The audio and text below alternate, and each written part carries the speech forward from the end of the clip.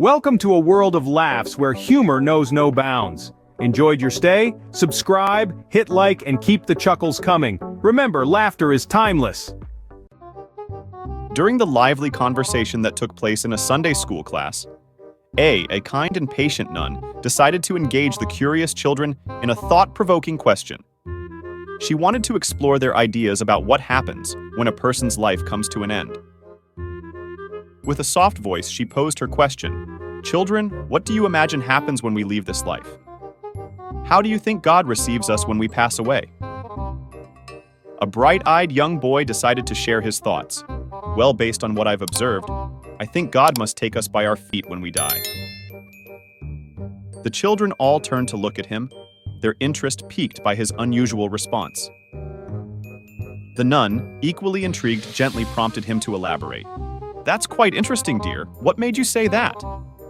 With innocent shrug, the young boy replied, "One time I walked into my parents' bedroom without them knowing, and I saw my mom lying there with her feet up in the air.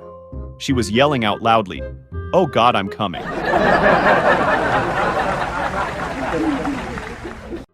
Tom and John were best buddies since they were little kids. They lived in the same neighborhood and went to the same school. They always had fun together, often getting into playful trouble. One hot summer day, they heard the sound of water while playing in the woods near their houses. They followed the sound and found a small creek with clear, gurgling water. The boys were excited about their new discovery. They spent the next couple of hours throwing stones into the water, catching small water animals, and observing tiny fish swimming in the creek. As they walked along the side of the creek, they came across a curving part. Behind some thick bushes, they heard a noise. Tom, always eager to explore, moved towards the bushes. John, his ever-following friend, followed him closely. Peeking through the bushes, they saw a woman swimming without any clothes on in the creek. She was very beautiful, with long dark hair and smooth skin that sparkled in the sunlight. The sight was new and mesmerizing for the boys. They stood there, unable to move or look away.